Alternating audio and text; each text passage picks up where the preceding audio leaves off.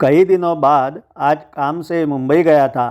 3 महीने पहले जब भीड़ में काम से 4-5 बार जाना पड़ा था, तब हर बार बस का सफ़र भी डर डर कर ही किया था। ऐसे ही एक दिन बड़ी तेज बारिश हो रही थी। घर के पास घना अंधियारा, हाथ में टॉर्च लेकर मैं घर पहुंचने के लिए रास्ता तय कर रहा था।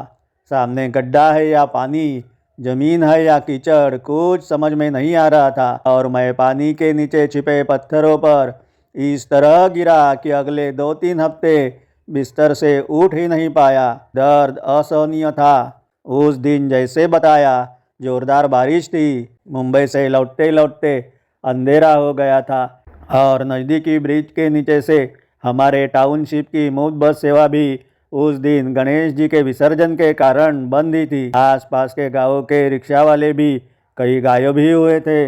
वहाँ सड़क पर लाइटें होती भी नहीं।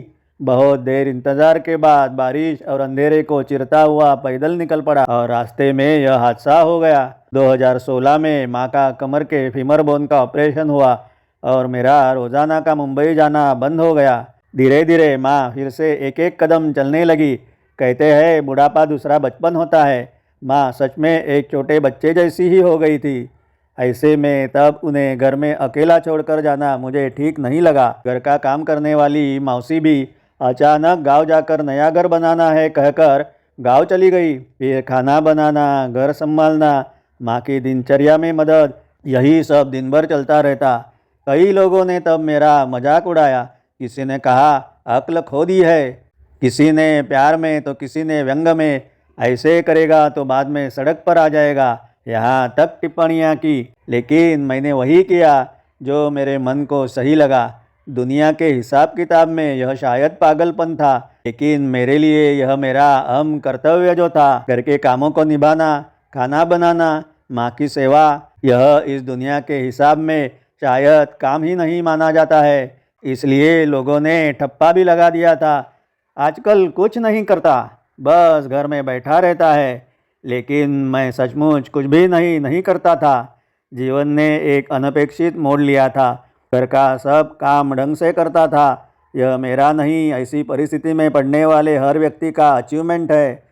फिर एक दिन अचानक से वो कोरोना नाम का अदृश्य राक्षस जो आया और सारे विश्व को एक साथ ऐसे भयंकर कैद का अनुभव मिला जो मैं पिछले 4-5 साल से अनुभव कर रहा था। 2022 को माँ चली गई, लेकिन जीवन रुकता नहीं। अब मुझे नई शुरुआत जो करनी थी, आमदनी जरूरी थी। आर्थिक स्थिति बहुत बिगड़ चुकी थी। हाथ में मेरी कला और कुछ पेंटिंग्स, इन्हीं के सहारे आगे बढ़ना था। पर सबसे बड़ी समस्या तो यह थी कि 2012 के एक हादसे में मेरे दाहिनी आँख की पूरी रोशनी चली गई थी और तब से बाई आँख में भी बहुत कम दिखाई देता है। फिर 2013 में अचानक एक दिन मेरे मन में आया कि कैनवास पर पेंटिंग करके तो देखूं, और मैंने पेंटिंग करना शुरू किया और जम गया। पेंटिंग कर सकता था, बस तब से मेरे पेंटिंग की शुरुआत हुई। 2014 में बड़े आर्किटेक्चरल प्रोजेक्ट मिले, रिसॉर्ट, थीम पार्क, गार्डन, सब ठीक चल रहा था। तभी अचानक से एक क्लाइंट ने पेंटिंग की बड़ी ऑर्डर देकर सब कुछ तैयार होने के बाद डायरेक्ट यू टर्न ही लिया। जो भी पैसा हाथ में था, सब कुछ उस एक ऑर्डर में गंवा दिया था। जैसे ही माँ को वह बात का पता चला, उस सदमे से उसके पैरों की ताकत ही निकल गई। तब माँ का एक बड़ा ऑपरेशन हुआ और उसके बाद मेरी ज़िंदगी में सब कुछ ठहर सा गया। इन वर्षों में एक बात मेरे समझ में आई है, यह दुनिया भाषणों भले देती है, डिसेबिलिटी वाले लोगों को पास तक नहीं आने देती, हो सके उतना टाल देती है। कुछ अपवादों को छोड़कर यही अनुभव मैंने भी लिया है। लेकिन कुछ लोग बिना बताए, बिना दिखावा किए साथ खड़े रहे। वो लोग मेरे लिए सचमुच भगवान के भेजे दूत थे। ऐसी स्थिति में काम मिलना, उसके साथ साथ मानसिक सहारा भी जरूरी होता है। और तभी पहले जो कहा है, वहाँ अंधेरे में मैं जोर से गिर पड़ा। गटर के पानी से भी इन्फेक्शन हुआ। कई दिनों तक खाना तो क्या, पानी पीना भी बेहद दर्दनाक और मुश्किल हो गया था। फिर एंटीबायोटिक्स की बेशुमार गोलियाँ, मेरे उपचार और दवा में ही काफ़ी खर्चा भी हुआ। अब भी एड़ी का दर्द कम नहीं हुआ था, पर आज घर से निकलते समय उसे अनदेखा करके मैं आगे बढ़ा था। यह सब इसलिए बता रहा हूँ क्योंकि इतने वर्षों में बहुत कुछ ऐसा हुआ जिसने मुझे अंदर तक पूरी तरह से तोड़ दिया, पर इन्हीं सब में एक चीज़ कभी नहीं टूट पाई, वो था मेरा आत्मविश्वास। यही आत्मविश्वास मुझे हर दिन नए जोश से उठाता था, पर उसी रात के उस हादसे ने बुरी तरह से उस आत्मविश्वास को चकनाचूर कर दिया। फिर भी मन ही मन में मैं जानता था कि बाहर निकलना और कोशिशें करते रहना, यही इन मुश्किलों से बाहर निकलने का एकमात्र रास्ता है। आज ठाणे से मैं बस लेकर आधे घंटे में सायन पहुंचा था। आगे बस डिपो से दूसरी फाउंटेन के लिए बस मिली। वहां पहुंचकर वहां के सभी काम निपटाकर मैं घर के लिए वापस निकला। शाम के 5:30 बजे थे। डर और थकान मन में थी। बड़ी बेहद भीड़ का वो समय। मन को चिंता सता रही थी।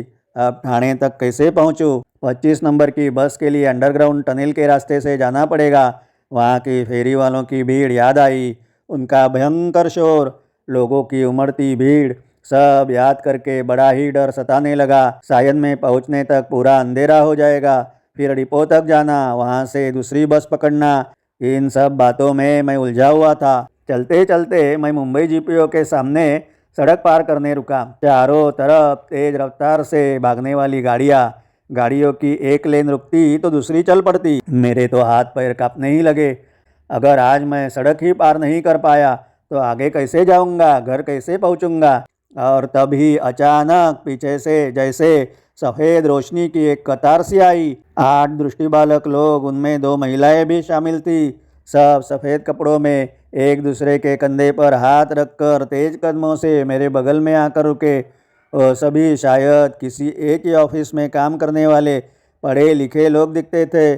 उनकी एक दूसरे के प्रति की सादगी और अनुशासन देखकर मेरा मन भर आया। ट्रैफिक पुलिस ने दूर से ही उन्हें देखकर ट्रैफिक रोक दिया।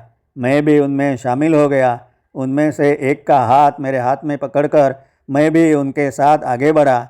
हम सब मिलकर डिवाइडर तक पहुँचे, फिर दूसरी तरफ का रोड क्रॉसिंग। मैंने उनमें से जिनका हाथ पकड़ा था वो बड़े पोलाइट ढंग में मुझे धन्यवाद कहकर वो सभी लोग आगे बढ़ गए, पर सच में तो मैं ही उनका आभारी था। वो सभी रेलवे स्टेशन की ओर चले गए। मैं पुतले की तरह वही स्तब्ध खड़ा हुआ, जिनके चारों ओर जीवन भर अंधेरा ही अंधेरा है, जो सिर्फ स्पर्श और ध्वनि के सहारे एक दूसरे का हाथ पकड़कर जीवन के उस घने भयावह अंधियारे को इतनी सहजता से हराते हुए जीवन में आगे बढ़ रहे हैं। अगर वे लोग अपने हिस्से की रोशनी लेकर आगे बढ़ सकते हैं तो मुझे क्यों डरना चाहिए? चाहे कोई न माने, परमात्मा है जरूर। मुझे वो कान्हा के रूप में दिखता है, किसी को यीशु के रूप में दिखता हो। हर एक अपने अपने पुरखों ने बताए रूपों में उसे देखते महसूस करते हैं, लेकिन सब उसी का खेला जो चल रहा है। वो सब देखता है। आज इन 8 लोगों को मेरी मदद के लिए उसी ने जब मेरे पैरों लड़खड़ाने लगे तो अचानक से उनको कहीं से भेजा था, मेरे भीतर जमे डर को हटाने के लिए। मेरी आंखें भर आई। अनायास मैंने ऊपर देखा, मन ही मन उसे प्रणाम किया। उस क्षण मेरी सारी थकान और डर उड़ गए। मैंने बस से जाने का विचार रद्द किया। सीधे CSMT रेलवे स्टेशन गया, सेकंड क्लास का टिकट निकाला, ठाणे की ट्रेन पकड़ ली। मुझे खिड़की की तेज हवा बहती हुई सीट भी मिली। 8 सालों बाद आज मैं फिर से ट्रेन की यात्रा कर रहा था। कुछ ही मिनटों पहले जिस भीड़ से मुझे बेहद डर लगता था, वह सफ़ेद मानव श्रृंखला मेरे सारे डर आज तोड़ चुकी थी। ट्रेन शुरू होते ही विंडो से आई ठंडी हवा जब लगी और मुझे बेहद नींद आने लगी। ठाणा स्टेशन आने पर किसी ने मुझे पुकारते उठाया, तभी मेरी आँख खुल गई। स्टेशन से बाहर निकलते ही मराठी के मशहूर कवि माननीय स्वर्गीय श्री मंगेश पाडगावकर जी की पंक्तियाँ मेरे मन में गूंज रही थी। संजीवन मिळता आशेचे, निमिषार्ध पुन्हा जग सावरले। इसका मतलब है, जब मन आशाओं से भरी संजीवनी पाता है, क्षणों में जीवन संवर जाता है, पूरी दुनिया को देखने का अंदाज ही बदल जाता है।